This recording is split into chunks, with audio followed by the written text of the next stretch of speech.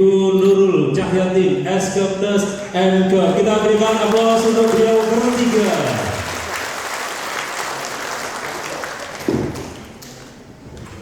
Terima kasih Bapak Ibu semuanya. Tetap semangat ya. Alhamdulillah. Mohon izin saya berdiri Bapak. Ya supaya lebih enak interaktif karena salah saya kan harus interaktif dengan teman-teman semuanya. Bapak Ibu yang saya hormati, ini adalah saatnya kita akan menunggu narasumber hebat kita, yaitu Bapak Bupati Lamongan, Dr. Wironer Effendi MBA MEK yang luar biasa. Beliau adalah sebagai suri tauladan kita semuanya, karena beliau itu humble, kecil, dan juga dalam artian kita diberikan ruangan yang luas untuk bisa berkomunikasi dan selalu setuju dengan beliau. Dan kita juga sering mendapatkan masukan-masukan sehingga nanti profesi organisasi kita bagaimana menjadi profesi yang hebat, dicintai oleh anggotanya, disayangi oleh masyarakat dan juga disayangi oleh pemerintah. Bapak Bupati, monggo karena ini Jumat, kami persilakan untuk memberikan paparannya.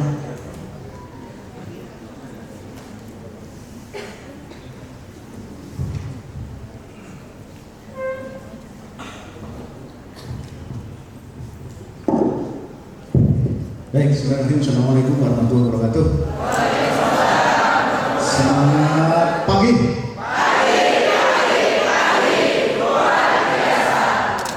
Tetap semangat, Lamongan. Baik, tepuk tangan untuk kita semua. Kerajaan kawat, mangan cepat. Perawat kuat-kuat. Baik, Prof. Salam, Bu Nurul, teman-teman semuanya, Pak Kadinkes, para profesi kesehatan yang saya hormati. Saya lebih banyak memberikan waktu yang cukup seluas-luasnya kepada Prof. Salam. Nanti bisa dialog tentang bagaimana profesi keperawatan ke depan untuk seluruh perawat di Kabupaten Lamongan ini. Saya lebih banyak menyampaikan terima kasih dan capaian-capaian yang telah dicapai tentang pembangunan sektor kesehatan di Kabupaten Lamongan. Mungkin saya nanti akan bertemu beberapa kali lah. Kalau Prof. Salam mungkin ketemunya masih jarang-jarang ya waktu. Tapi kalau saya kan hampir tiap hari ada di sini, sehingga tidak sulit kalau mau nanya-nanya apapun. Yang lebih penting, terima kasih karena capaian indeks kesehatan kita tadi sudah saya sampaikan, kita cukup tinggi, ya. Dan indeks pembangunan manusia kita yang menjadi titik tekan arah pembangunan Kabupaten Lamongan yaitu sumber daya manusia yang berdaya saing, yang saya letakkan pada misi kedua di dalam RPJMD saya, kepemimpinan Yes Dirham 5 tahun ke depan. Tentu ya mudah-mudahan kita jadi ditambah masa kerjanya ya, bisa mudah-mudahan 6 tahun 7 tahun gitu karena isunya seperti itu. Nah, dan program yang kita kembangkan dari 15 program, salah satunya adalah Lamongan Sehat. Apa sih Lamongan Sehat itu? Lamongan Sehat lebih kita tekankan kepada yang layanan yang lebih holistik.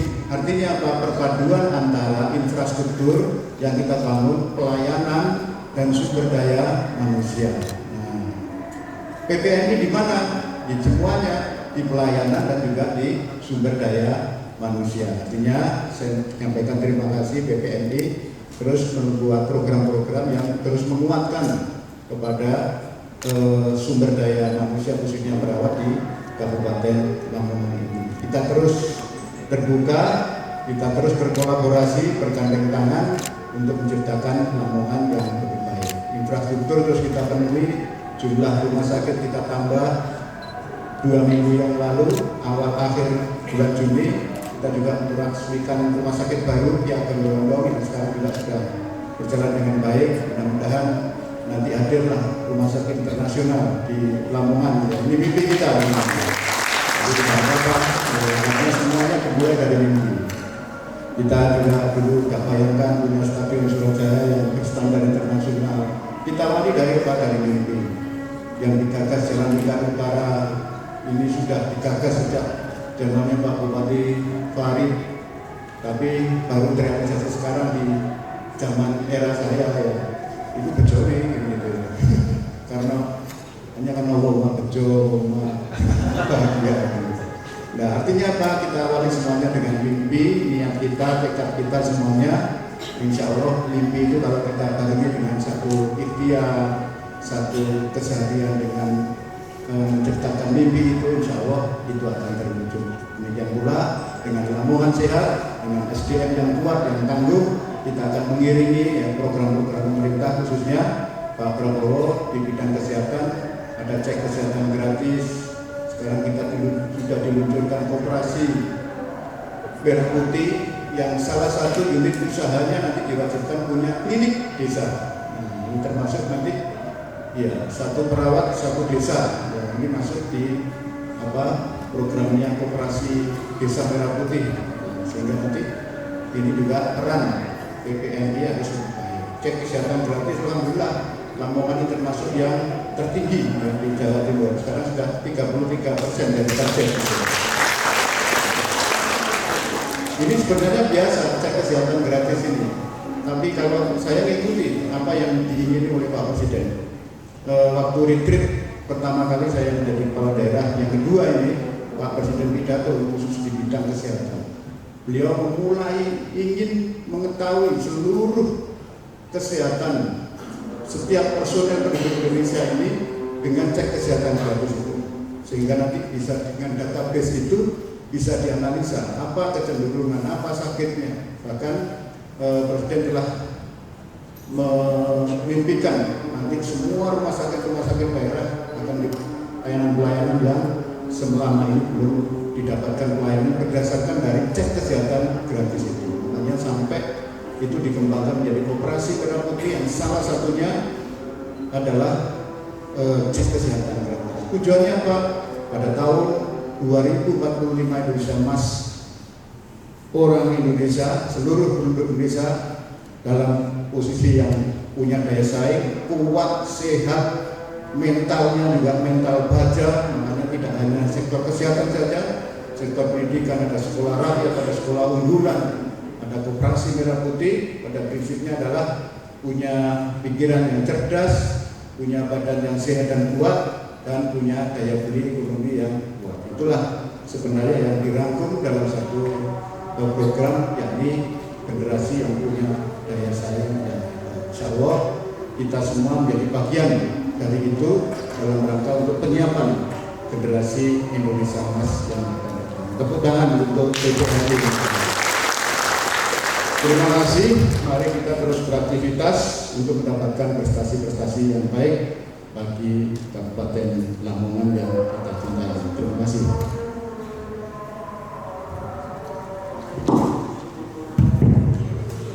Terima kasih disampaikan kepada Bapak Bupati. Jadi bisa kita ambil maknanya. Kalau Bapak Bupati dulu sudah pernah ada, saya ingat itu kita harus menjadi jiwa petarung. Ya, petarung ya. Jadi dalam artian petarung ini, kalau saya ingat tadi Prof bilang bahwasanya kita itu tidak akan bisa hidup dengan survival, kecuali kalau kita menjadi orang yang bisa beradaptasi. Dalam artian kalau kita menjadi orang yang beradaptasi, maka kita itu harus menjadi orang yang lebih baik lagi. Artinya yaitu khairul nas anfa'uhum linnas.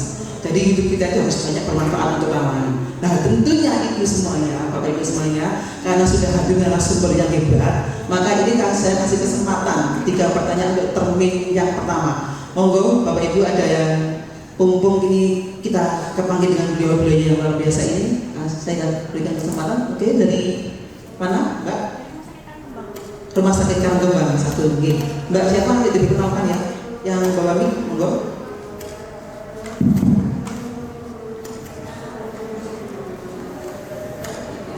Terima kasih. Assalamualaikum warahmatullahi wabarakatuh.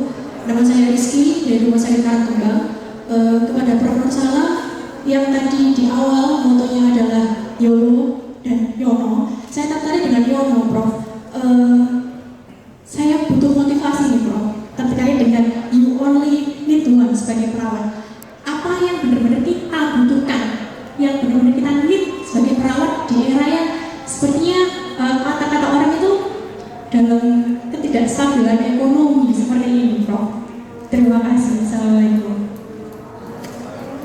Pertanyaan satu tangan. Prof ini belum langsung ditanggapi dalam ditabung belanja. Oke. Untuk pertanyaan kedua, Mas Basuki. Enggak, Mas Basuki. Assalamualaikum warahmatullahi wabarakatuh. Saya Basuki dari Puskesmas Kedimbre. Ini buatan pertanyaan yang mohon bantuan dari Pak Bupati. Pak Bupati, sekarang di Puskesmas para perawat sudah pendidikannya tinggi, sudah hampir 70% S1. Tapi untuk ke perawat ahli masih terbatas. Mohon untuk kemudahan kenaikan pangkat dan alokasi untuk formasi perawat ahlinya Pak Bupati. Mungkin dari saya kira Assalamualaikum warahmatullahi wabarakatuh. Kami yang terhormat Bapak Bupati Lamongan, Pak Bupati, saya Samsul Hidayat dari Puskesmas Mahmud. Kebetulan saya memegang program penanggulangan pengendalian penyakit TBC Pak Bupati sudah hampir 30 tahun, mulai dari saat sampai pendidikan pensiun. Aman Pak ya? Ini Pak Bupati, program TBC lah, ini merupakan program transnasional. Otomatis di Lamongan juga seperti itu juga, bahkan ada anggaran desa ADD selipkan untuk kegiatan itu. Tapi secara program, jadi ini masih puskesmas berjalan belum bisa optimal dengan lintas sektoral. Oleh karena itu kesempatan ini Pulau Madun dan Panjenengan bagaimana nanti di setiap desa itu bisa saling berangkulan untuk menanggulangi penyakit TBC. Karena dari tahun ke tahun ini rupanya masih meningkat, bahkan secara nasional, bahkan internasional yang bisa menduduki ranking kedua. Oleh karena itu perlu adanya regulasi yang bagaimana yang bisa menimbulkan partisipasi dari kepala desa katakan atau semua elemen untuk bisa ikut serta dalam penanggulangan TBC ini. Dulu di awal Pak Bupati menjabat itu ada yang namanya dengan gerakan PKK. Ini sekalian saya sampaikan masih belum muncul di tingkat. Jadi ini pertanyaannya adalah bagaimana peran pemerintah dalam penanggulangan nasional itu. Terima kasih. Pada prinsipnya kita punya komitmen, ya. Bahkan kalau tidak salah sudah ada alokasi dana untuk itu bagian dari dinas kesehatan untuk peningkatan kompetensi perawat. Itu arah kita sebenarnya ya itu untuk menambah kompetensi para perawat. Cuma nanti saya secara teknis belum tahu persis apa saja syarat untuk kepada perawat ahli, apa harus S2, apa harus punya keterampilan khusus dan sebagainya. Ya nanti biar dibantu oleh Pak Anas. Tapi pada prinsipnya kita pemerintah Kabupaten Lamongan punya komitmen ya untuk terus mendorong supaya seluruh perawat ini mempunyai kompetensi yang sesuai yang ditentukan. Saya yakin dan saya lupa menyampaikan juga tadi disampaikan tentang stunting juga. Ya, saya juga terima kasih. Stunting kita itu luar biasa. Ya. Kita di Jawa Timur kalah dengan Trenggalek selisih sedikit. Tim kita ya nomor 2 kita. Tapi kalau menurunkannya ya kita yang luar biasa dari 27% menjadi 9% dan sekarang 6%. Jadi sesuatu banget lah gitu. Katanya si Zama itu artis sesuatu banget lah saat ini ya. Ya, saya juga terima kasih tadi belum saya sampaikan. Nah, untuk itu ya nanti bisa dikemas dengan PPMI dan Pak Kadinkes supaya tentang kompetensi perawat dalam rangka pencapaian jenjang kepangkatan ini supaya lebih difasilitasi oleh kita. Itu kan maksudnya. Ya. Pada prinsipnya kita punya komitmen untuk itu. Ya. Nanti caranya gimana Pak? Berarti Pemda harus menyediakan ini, menyediakan ini, izin belajar dipermudah, di syarat-syarat sekolah di luar dan sebagainya nanti bisa kita bicarakan sepanjang itu tidak bertentangan dengan ketentuan dan pemerintah pusat. Mungkin saya secara umum nanti secara teknis ditambah oleh Prof. Salam. Kedua, TBC saya setuju sekali Pak. Diskusi lah. Kemarin sore dengan Pak Anas tentang TBC ini, tuberkulosis ini, karena ada dua hal yang menjadi konsen daripada Pak Presiden. Pertama tentang ini tadi cek kesehatan gratis, ya stunting, dan salah satunya adalah TBC atau tuberkulosis.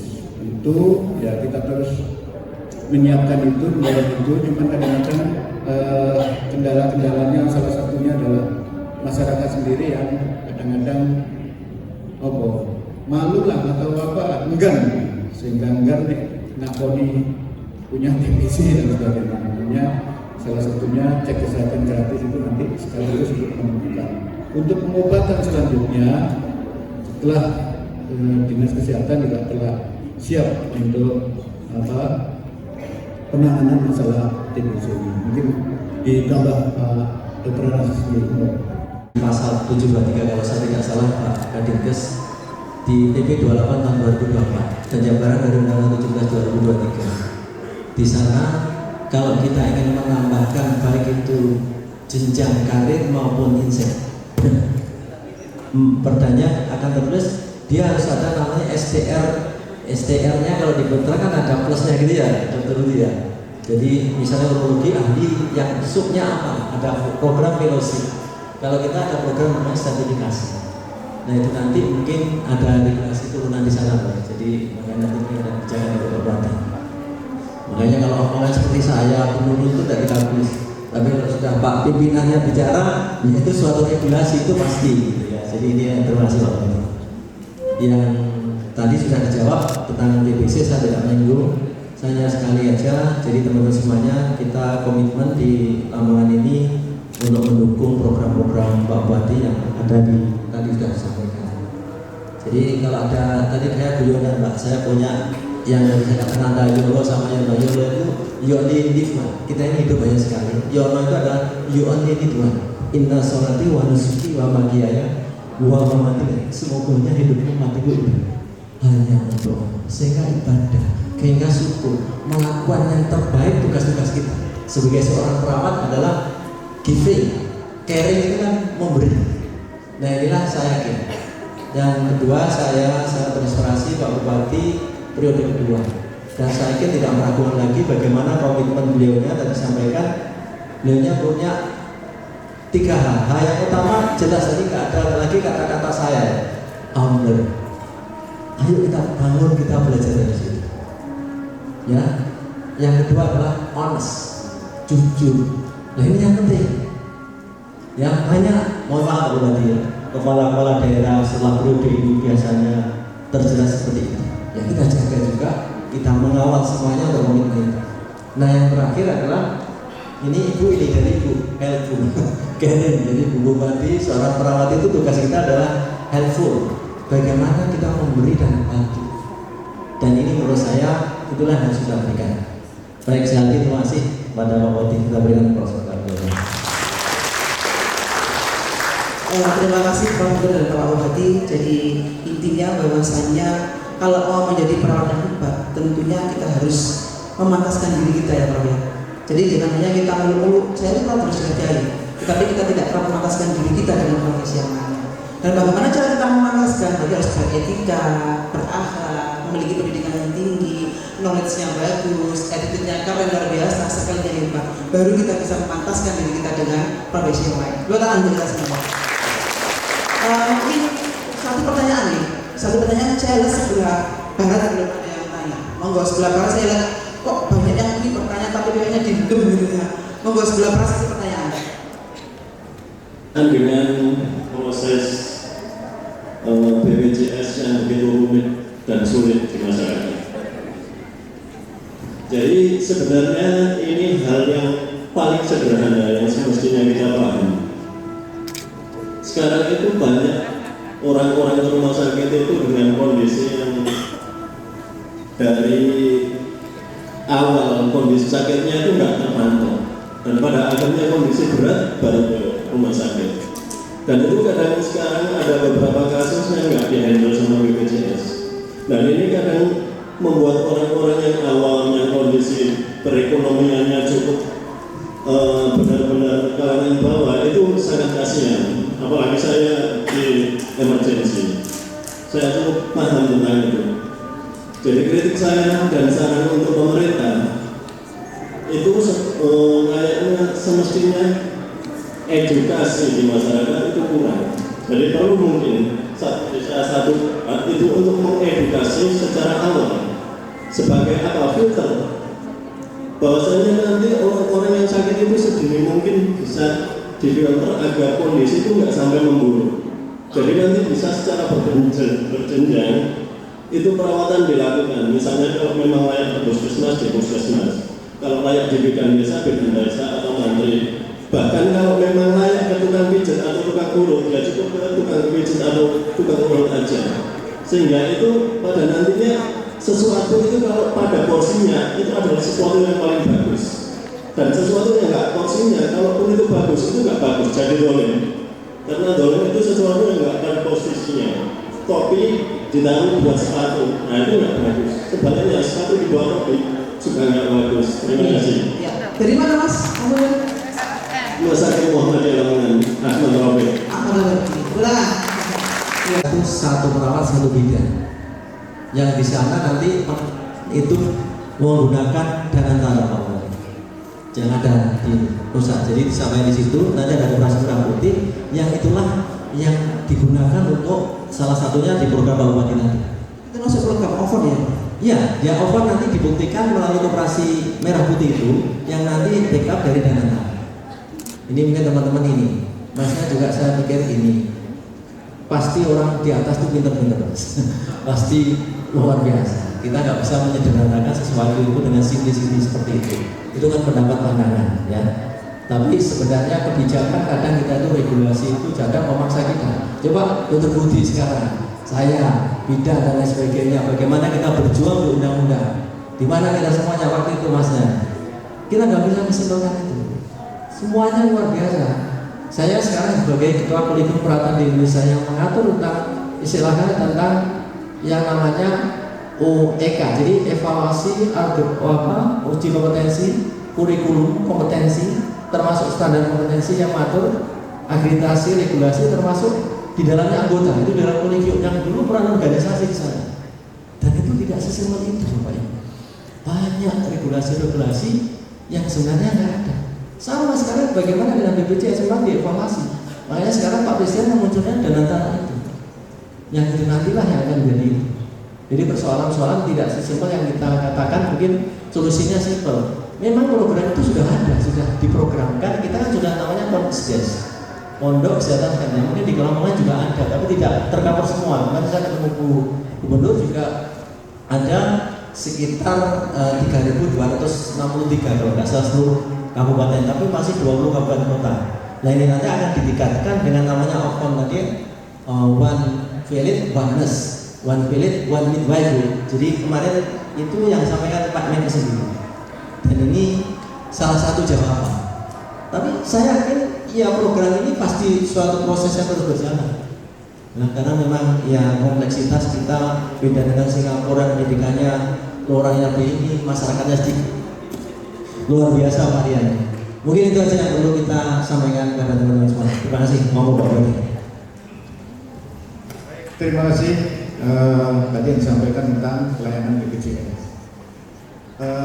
Keluhan serupa, kita punya aplikasi yang namanya Lapor Pak Yes. Ya, di Lapor Pak Yes itu ya hampir sebagian besar juga keluhan tentang sulitnya untuk mendapatkan pelayanan BPJS karena tidak mendaftar sebelumnya.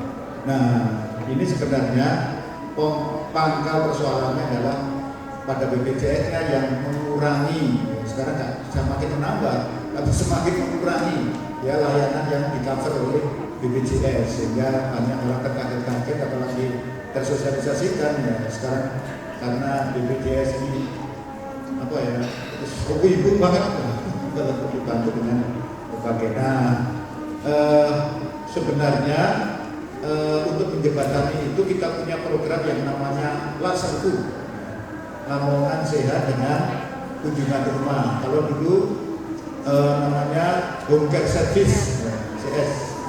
Kita sudah ada hampir 2000 lebih ya dok ya, yang dilayani melalui Laserku. Awalnya program Laserku ini adalah diberikan pada orang yang rentan, yang tidak mampu datang ke tempat kesehatan. Tapi sekarang banyak berkembang ke persoalan-persoalan lain. Nah, kalau berkembang terus ya kita yang kebingungan masa persalinan melalui perut itu melalui program Laserku ya kan, ya gimana ya, bukan berarti kita menolak. Nah, seperti itu.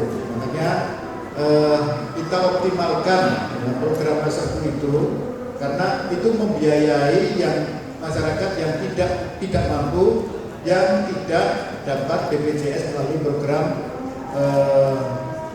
apa itu namanya dari dinas sosial ya